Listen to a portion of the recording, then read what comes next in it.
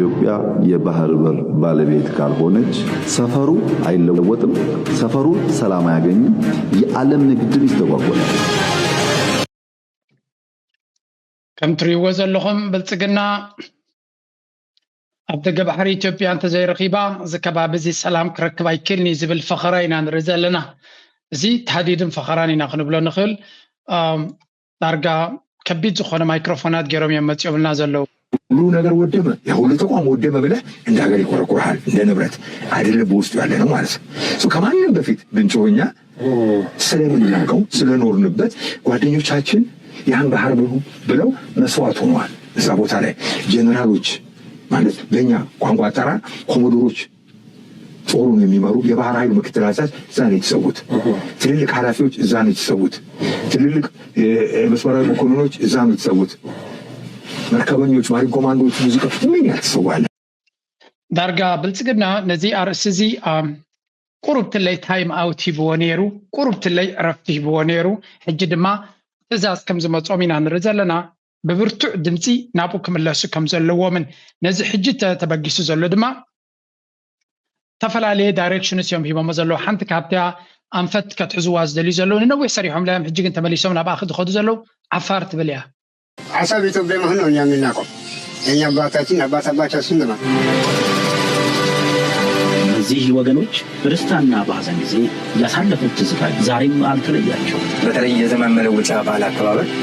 ልዩ ነው። ልዩ የሚያደርገው የዘመን መለወጫ የእስልምና እምነት ተከታዮችም የክርስቲያን እምነት ተከታዮችም በጋራ የሚያከብሩት። ባህሩ ላይ ደግሞ ባህር ኃይሎች ፓውዛ ያበራሉ። ቀን ነው የሚመስለው። በተለይ ደግሞ ደስ የሚል አያቶች አሉ፣ ቅድመ አያቶች አሉ ከልጅ ልጆቻቸው ጋር እዛ ባህር ላይ ሲንቦጫረቁ ሲጨፍሩ፣ ህፃኑ አያቱን ሲረጨው፣ አያቱ ህፃኑ ሲረጨው።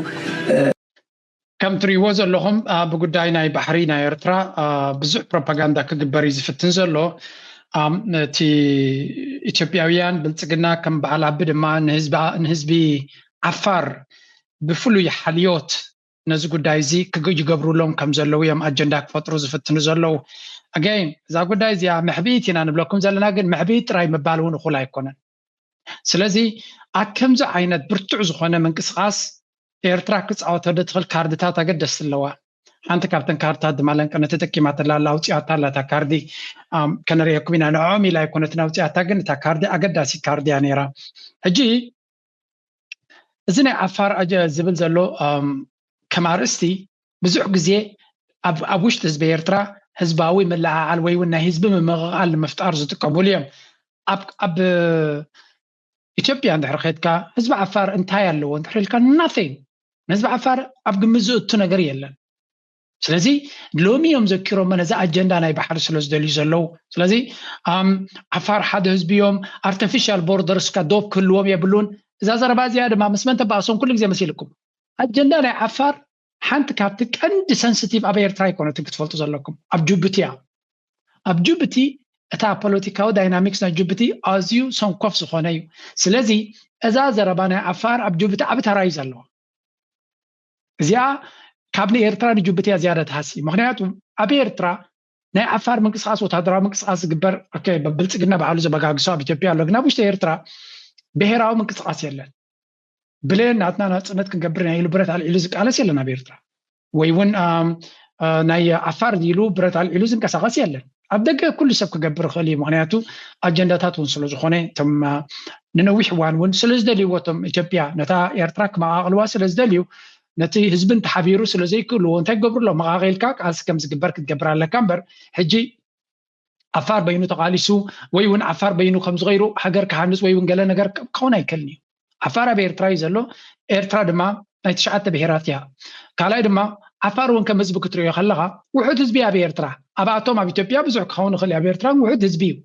ብሓፈሻ ህዝቢ ኤርትራ ድማ ከም ህዝቢ ኤርትራ እውን ምስ ከባቢኡ ክወዳደር ከሎ ውሑድ እዩ። ሃገርና ኣይኮነን ዓፋር ንብሙሉ ህዝቢ ኤርትራ ኣፀቢቃ ተዓብየና ሃገር እያ። ዝኣክል ፀጋታት ንዓድነቶም ኤርትራውያን ኣገለገለ ክዛረቡኹም ከለዉ ተጠንቀቑ። ኤርትራ ተኣክል ሃገር እያ ዘላትና። ንሳቶም ነታ ሃገርና ከፅብዋን ከንእስዋን እዮም ዝደልዩ። ኣብ ንዓፋር እታ ኣፍደገ ባሕርና ኣትካ ይብሎ ነው። ንዓፋር ኣይኮነን ነቲ 5 ሚልዮን ህዝቢ ኤርትራ እቲ ባሕርናትና ኣዝዩ ይዓብዮ። ክንደይ ግዜ ነጊረኩም እየ ህዝቢ ኤርትራ ኣብ ዳህላክ ጥራይ ከተቐምጦ ትኽእል ኢኻ። አፋሩ ኩናሙ ናሩ ትግርኙት ብሌኑ ትግሪዩስ ራሻይዱ ኩሉ ነገር ደሚርካ አብዳህላ ከተቀምጣ ተخليካ ደሴታትና ጥራይ መጥخليና ክንዲ ደሴታትና ጥራይ ሃገራት ኣለዋ ካብ ህዝቢ ኤርትራ ዝበዝሕ ህዝቢ ዘለውን ስለዚ እቲ አፋር በይኑ ስለ ዝኾነ ዝጥዕሞ ወይ ውን ትግረ በይኑ መስከደ ዝጥዕሞ ገረም ዝነግሩኻ ነፃላእቲ ዝጥዕሞ ንዓኻ ይኮነ ዝጥዕመካ ህዝቢ ኤርትራ ክነቅሓሉ ዘለዎ ህዝቢ ኤርትራ ስለዝሓሊ ይኮኑ እዚኦም ከም ዝብሉ ዘለው በዓል እዚኦም ከዓ ክትሪእዎም ኢኹም ሕጂ ስምዕዎም እንታይ ይብሉ ኣለዉ እዚ ነታ ቀንዲ ነታ ፊልሚ ዓሰብ ንክመልስ ተልእኮ ተባሂቦ ዘሎ ናይ አብይ አሕመድ በዓሉ ተዛሪቡ ስለዘይሰለጠ ነዚኦም ሂቦማ ዘለው አሰብ ለማስመለስ ነው ይሄን ጦርነት ያደረጋችሁት የሚል አስተሳሰብ በምዕራባውያኑ በኩል አልነበረም አለንም ግን ኦቨርካም እናደርግ የምንችለው የነበረው ፕሮብሌም ነውና ያጋጣሚ አምልጧናል ብዬ ነው የማምነው። እነ ዶክተር አብይ መንግስት በዚህ ስራ ላይ ትልቅ ስራ ሰርቷል የሚል እምነት አለኝ። ያኔ ይሄ አጀንዳ ታቡ ነው የነበረው። ስታነሳው አልሃሪ ጸረ ህዝብ ጸረ ዲሞክራሲ ጸረ ምናምን የማይለጠፍ ስም የለም ለሁላችንም። አሁን አጀንዳው ኢንተርናሽናል አጀንዳ ሆኗል። እውነት ነው ኢትዮጵያ የባህር በር ያስፈልጋታል። ኢትዮጵያ ውስጥ የባህር በር ከሌላት አፍሪካ ቀንድ ውስጥ ሰላምና መረጋጋት አይኖርም የሚል ግንዛቤ ተይዟል። ኢትዮጵያ አሁን ባለው የጂኦግራፊክ ሁኔታ ከተቀመጠች አፍሪካ ቀንድ ውስጥ ሰላም አይኖርም፣ ኢኮኖሚ እድገት አይኖርም። እዚያ ዘረባት ፀንሐት እንተሪኹማ አብይ አሕመድ ዝብላ ዘሎ ዘረባ ተማኺሮም ከም ዝኾኑ ኢትዮጵያ ኣብ ደገ ባሕሪ ተዘይረኺባ ኣብ ቀርኒ አፍሪካ ሰላም ኣይህሉን እዩ መስመር ናይ ንግዲ ናይ ቀይሕ ባሕሪ እውን ሰላም ኣይክህልዎን እዩ ርግኣት እውን ኣይክህሉን እዩ ዝብላ ፀንሐ እዚ እውን ይደግማ ኣሎ ስለዚ ካብ ላዕሊ ዝመፀ ዘረባ ብሓደ ተማኺሮም ነቲ ዞባ ክሸጥዋ ዝፍትኑ ዘለው እዮም ብተደጋጋሚ ሰላም ክህሉ እንትደልዩ ንሕና ኣብ ደገ ባሕሪ ክወሃበና ክኸላሎ ዝብል ስነ መግቦት ንምጥቃም ዝጥቀምሉ ዘለው እዮም ስለዚ እዚ ነገር እዚ አቃሊልካ ናናይስካን ክረ ዝኽእል ኣይኮነን ወገን ኤርትራ እውን ይከታተልዎ ከም ዘለውን ሓንቲ ቪድዮ ካብ ኤርትራ ዝወፀት ኣላ ብወገን ስርዓት ብልፅግና ኣብ ዝተፈላለየ ግዜ ብፍላይ ምስ ዋንነት ኣፍ ደገ ባሕሪ ዝዛመዱ ሓሳባትን ጎስጓሳትን ብግቡእ ብዝግባእ ንምርዳእ እዩ ብመንፅር ታሪክን ጂኦፖለቲካን ናይዚ ዞባን ካልኦትን ኣገተ 1924 እዚ ከዓ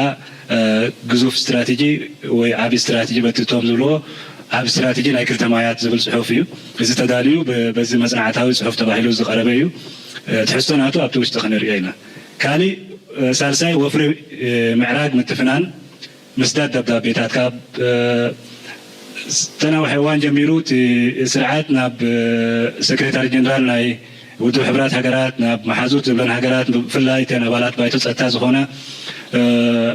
ከምኡውን ብተደጋጋሚ ደብዳቤታት ክሰድድ ፀኒሑ ኣብዚ ቀረባ እዋን ዝረኣይናዮ ከዓ ናብ መንግስቲ ኤርትራ ናብ ሚኒስትሪ ጉዳያት ወፃኢ ዝሰደዶ ደብዳቤ ከዓ ኣብ ማሕበራዊ መራኸቢታት ተዘርጊሑ ስለ ዝኾነ ኩላትና ርኢናዮ ክንከውን ንኽእል ኢና ራብዓይ ብልሂቃን ፀሓፍቲ ሰብ መዚ ምክልኻል እቲ ሃገር ዝቐርብ ወይ ዝበሃል ብዛዕባ ሕቶ ኣፍ ደገ ባሕሪ እዩ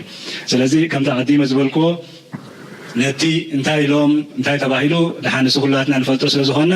ብዙሕ ግዜ ኣይክነጥፍኣሉን ኢና ናብቲ ትሕዝቶ ናይቲ መደብ ቀንዲ ክንከይድ ማለት እዩ ሕጂ ከም ካልኣይቲ ንሕቶ ዋነት ኣፍ ደገ ባሕሪ ይድግፍ ምባል ስርዓት ዘቕርቦ ዘሎ ምክንያታት እንታይ እዩ ሓደ ታሪክን ጂኦግራፍን ኣብቲ ናይ ታሪክ ሕጂ እውን ብተመሳሳሊ ብዙሕ ኣብ ዝርዝራት ኣይከኣቱን እየ እቲ ኩሉ ግዜ ዝደጋገም ኢትዮጵያ 3000 ዓመት ታሪክ ዘለዋ ሃገር እያ አክሱማውያን ኪኖ ቀያ ባሕሪ ወሪሮም ኣብ ዝተፈላለዩ ቦታታት ይገዝኡ ነይሮም ዝተፈላለዩ ናይ ጂኦግራፍ ከዓ ቅርበትን ከለና ምስ ቀያ ባሕሪ ንእሽተይ ፍልል ከላትና ናይ 60 ኪሎ ሜትር ታለ ንሕናስ ካብ ባሕሪስ ከምዚ ዓይነት እንታሽሙ ክህልወና ኣይምተገብአን ዝብልዎ ዝተፈላለየ ምክንያታት ማለት እዩ እቲ ቁጠባኡ ንሕና ብኢትዮጵያ ዓባይ ሃገር እያ ዓብ ቁጠባ 1.3 ሚልዮን ብዝሒ ህዝቢ ዘለዋ እያ እዚ እውን ሓደ ምክንያት ክኸውን ይኽእል ይብልዎ ኤትኒካዊ እዚ ኣዝዩ ሓደገኛን መርዛምን ዝኾነ ምክንያት ኣብዚ ኸ እንታይ ይብሉ ህዝቢ ዓፈር ኣብ ኢትዮጵያ ዘሎ ህዝቢ ዓፈር ኣብ ጅቡቲ ዘሎን ህዝቢ ዓፈር ኣብ ኤርትራ ዘሎን ክልቲኡ ህዝቢ ዓፈር ኣብ ጅቡቲን ኤርትራን ዘሎ ኣፍ ደገ ባሕሪ ክረክብ ከሎስ እቲ ሳልሳይ ህዝቢ ዓፈር ኣብ ኢትዮጵያ ዘሎስ ዘይረኽበሉ ምክንያት የለን ወይ ካስ ከም ወፅዓ ከቕርቦ ይፍትኑ እዚ ኸ ኣዝዩ ሓደገኛ ምክንያት እዩ ማለት እዩ እቲ ናይ ዴሞግራፊ ከምታ ቀዲመ ዝገለጽኮ ምስቲ ብዝሒ ህዝቢ 103 ወይ ገለ ሚልዮን ንኸውን ኣለና እሞ እዚ ኩሉ ህዝቢ ሒዝናስ ናይ ጂኦግራፊ እሱራት ክንከውን ኣይምተገበአን ወይ ከዓ ይግባአን እዩ ዝብል እዩ ስለዚ እተን ምክንያት ኣጠቓሊልናስ ብመንፅር ናይ ኣህጉራዊ ሕግስ ብከምዚ ዓይነት ምክንያታት أفدق بحر زي بالهجر أفدق بحر يختركب زدنجك حقتات ويكا زخوني كاب سفر عليه أقرأ علات زمنشو قديت اللودي يلن بتي منصر نايتي حامشاي ويتا أقرأ حقي خنرينا مان ስለዚህ ከም ትሪዎ ዘለኹም እቲ ምኽንያታት እቲ መንግስቲ ኤርትራ እዚኣ ፊዚያ ብሆርዳታ ኣላትኩም ከይትኩም ረእይዋ ብወገን ኤርትራ እውን እቲ መፅናዕታዊ ፅሑፋት ከምኡውን ሰሚናራት ብተደጋጋሚ ነቲ ዲቤት ብፍላይ ብእንግሊሽ ከምዚ ዓይነት ኮንቨርሴሽንስ ዝዘረባ እዚ እጂ ብእንግሊሽ ተገይሩ ብመንገዲ ኤርትራ እውን ብመንገዲ እቲ ሚኒስትር ሓበሬታ ናይ ኤርትራ እውን ክወፅእ እንተዝጅምር ፅቡቕ ነይሩ ምክንያቱ we also need to ni ኤርትራውያን መመላስ ጥራይ ዘይኮነ መንግስቲ ኤርትራ ንዓለም እውን ክእመን ክኽእል ኣለዎ የስ ኣቶ የማነ ገብረ መስቀል ብዙሕ ግዜ እናፀሓፈ ነዚ ነገር እዚ ዲባንክ ይገብሮ ግን sometimes we need to do more ni ኢትዮጵያውያን ክንእምኖም ኣይንኽእል ኢና ምክንያቱ ደይ መደይሎም ዝፀመሙ ስለ ዝኾነ ግን ነቲ ማሕበረሰብ ዓለም ናይ ምእማን ተልእኮ ኣለና ስራሕ ኣለና ከምዚ ትሪእዎ ዘለኹም ኢራናውያን ሲ ልኡላውነትና ተጋሂሱ ኢሎም ይድቅሱ ኣለዉ ዓለም ለኻዊ ሕጊ ኣሜሪካ ጥዕሳ ዘለልካ ይትድቅስን ኢኻ you have to fight back ወታደራዊ ቃልሲ ራይ ደኮነስ ዲፕሎማሲያዊ ቃልሲ ሚድያዊ ቃልሲ ኩሉ ነገር እናገበርካ እንተቐፂልካ እዩ እምበር እዚ ዓለም ፀማም ስለ ዝኾነት ደጊፍካ እዝናያ ከተስማዓ ዘለካ ናው ናይ ኤርትራ ስትራቴጂ እንታይ ክኸውን ይኽእል ኤርትራ ክገብሮ ዘለዋ ሓደ ኣብ ኩናት ስለዘየላ ብልፅግና መህደምን ኣይትሽግሮም እንዲ ክገብረና ዝደሊ ዘሎ ኣብዚያ ሕጂ ጥራይ ዘሎ ኣብይ ኣሕመድ ለንቀነ ጥራይ ዘጋጥሞ ከሪአኩም እዚ ረእይዎ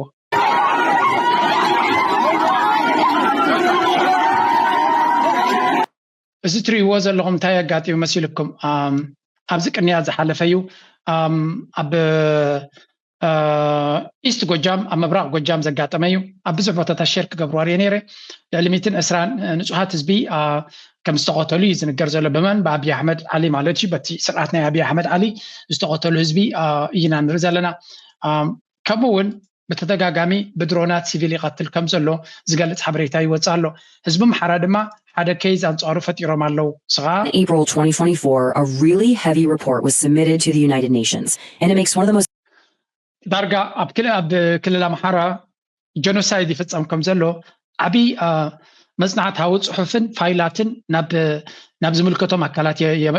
ይሰድለው እዚ ጀኖሳይድ እዚ ድማ ሲስተማቲካሊ ንዓመታት ዝቐጸለ ምዃኑን ኣብይ ኣሕመድ ዳይ ይቆጽሎን የበርትዖን ስለ ዘሎ እምበር እቲ ጉዳይ ለነዊሕ ዓመታት ዝቐጸለ ምዃኑ ኣብ ህዝቢ ምሓራ ብተደጋጋሚ ግፍዒ የጋጥም ከም ዝነበረ ነቲ ህዝቢ ደይ መደይሎም የጽንትዎ ከም ዘለውን ዝገልጽ ሓበሬታ እዩ ኣብ ትግራይ ድሮ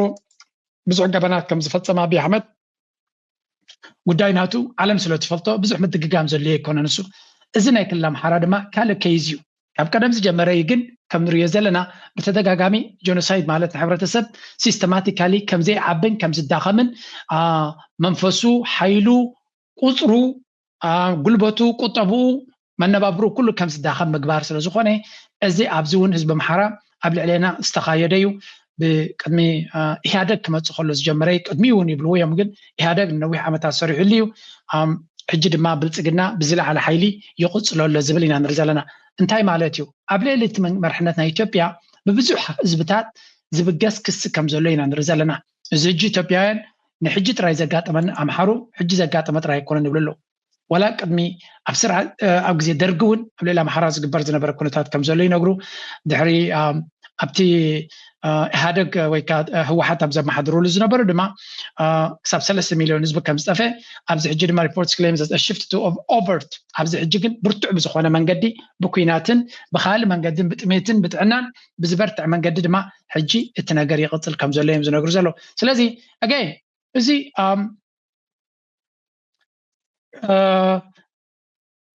ቅድሚቲ ታሽሙ ዝነበረ እዚ ናይ ኣምሓራ እዚ ሕጂ ንምንታይ ይጠቕመና እንድሕር ኢኹሞ እዚ ሓበሬታ እዚ ብልፅግና ኣብ ኢትዮጵያ ጥራይ ብ3-4 ህዝቢ ብጀኖሳይድ ከም ዝሕተትን እዚ ጉዳይ እዚ ድማ ሓደ ይግበር ብወገኑ ይደፍኣሉ ስለ ዘሎ እቲ ናይ ብልፅግና ተቐባልነት ኣብ ምዕራባዊ ዓለም ወላ እኮ ይድግፍዎ እንተለዎ ኣጀንዳ ስለ ዘለዎም ግን ኣብ ሎንግ ተርም ከዳኽምዎ እዮም ኣይኮነን ኣብይ ኣሕመድ እስራኤል ንባዕሉ ቻሌንጅ ኮይኑ ኣሎ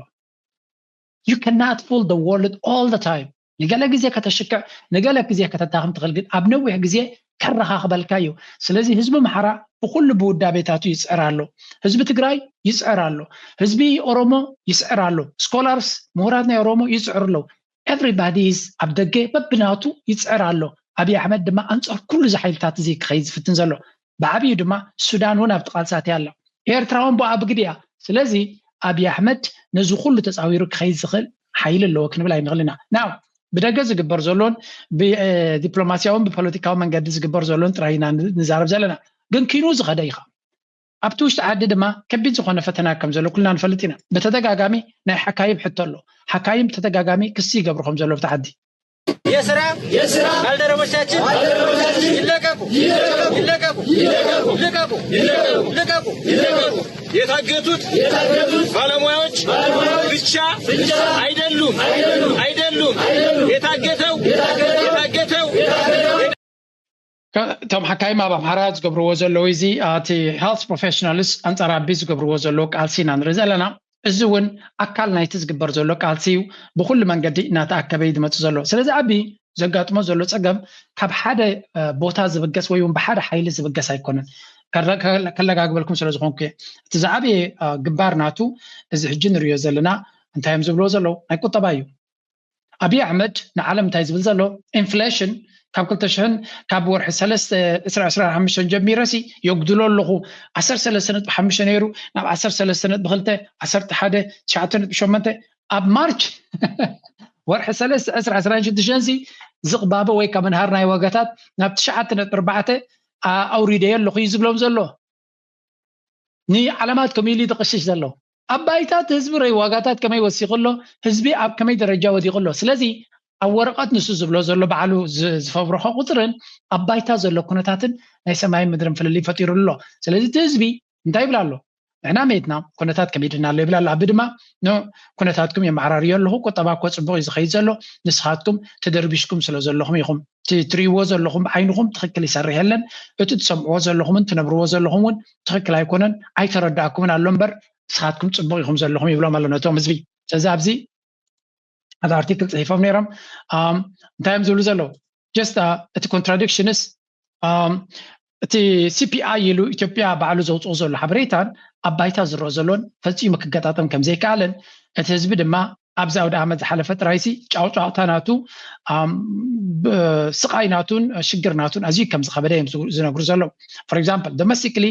domestically produced commodities have recorded significant price increases in the past year generally بحث شاكت زارب كلها inflation ويونا دولار نايقلن تقام تقاتي منتهي زخو كاب دقد مت نبرات يخبر معناته دولار حصير نتبل ناي وشت نبرات قد خبر يقبوني أبي أحمد قل أوشتهم فيل غير خمسة له إتا أوشت زفري بملو نسون سماي داي بخمسة له يزنقر زلو سلازم دايبلا له coffee prices have nearly doubled واغانا يبون عدبون يزبهال واغانا يبون double coin اللو يبلو كالو doubled, rising by 95%, while tough and wheat, key components of the Ethiopian diet, have increased by more than 60%. أفن سرنا عندما أجد داس كفالنا مجبنا إثيوبيا مالتيو ب6% واقع أو اشتعمت وسيخهم زلوا. The situation is even more pronounced over the imported essentials. أتي زجاجة دماتهم بدك كابد قدموا نجارات. A 5-liter container of cooking oil. صبح زيتين صبح زخور مالتيو عمش لترو and a kilogram of imported sugar now costs 150 more than they did a year ago. أوش تعمد سي عمش لترو زيتين كم لما هذا كيلو ناي شكرن ب250% واجاناتهم أوش تعمد وسيخل أوش تعمد زيتين لذي زخون واجان تنيرو عدس فترة يدي كونس عدسن فرعان وسيخل مالتي لذي الزون نتهزبيك ساكن ليك بيدوا خمسة له زيتي صبحي بمنتهى هاد قبرو زيت انت زي اللي كمل ما شكر دما نتكال صبح انت زي بالكا شاي غير كاريغا قال غير كاد بلكا شكرين لك سلازي قال ما شكر ابي اندستري ابي بوتا يزلو سلازي انتينا نرزلنا كونتات ساكن داي كبيت كمزلو fuel prices have followed a similar trajectory between October 2024 and March 2025. The price of gasoline, benzene malati, increased by approximately 50%, rising from 91 birr to 142 birr per liter. So, لذي واجنا ناي مقازيا واجنا نداد دما ناي بنزين عبنت أوشتي حمشت وارح اليوم زبلو زلو between October and March ስለዚህ ካብ ወርሒ 10 ክሳብ ወርሒ 3 ናይ 2026 ዘሎ ግዜ ጥራይ ክረአ ከሎ ብ50% ዋጋ ካብ 91 ብር ንሓደ ሊትሮ ዝነበረ ናብ 142 ንሓደ ሊትሮ ኮይኑ ከም ዘሎ ይዝንገር ዘሎ እዚ ዋጋታት እዚ ድማ ናብ ብዙሕ ነገር ክድምሮ ትኽእል ኢኻ ብመግቢ ፀገም ኮይኑሎ ቡን ፀገም ኮይኑሎ ሽኮር ፀገም ኮይኑሎ ነዳዲ ድማ ነቲ ዘሎ ፀገም መሊሱ ከብሶይ ምክንያቱ ነዳዲ ተቐቢሩ ሕርሻ ከቢዲው መጓዓዝያ ከቢዲው ስለዚ again you can multiply at ሕጂ ናይ ነዳዲ ዋጋ ወሰኽ ከምኡ ድማ ናይ ድኹዒ ፀገም መሊሱ ነቲ ህዝቢ ኣከመይ ዝበለ ሽግር ክወስዶ ከም ዝኽእልና ንርኢ ዘለና ስለዚ this is the reality እቲ ኩነት ኣብ ኣባይታ ዘሎ ኣዝዩ ከቢድ ዘሎ ኣብይ ኣሕመድ ግን ብግምጣሉ ክነግሮም ነቶም ህዝቢ ክጥብሮም ይዝፍትን ዘሎ sorry it's not going to fly ምክንያቱ ህዝቢ ነቲ ስኻ ወረቐት ጽሒፍካ ትቦም ዘለኻ ዘይኮነ በቲ ዝነብሮ ዘሎ ይክዕቅኖ ዝኽእል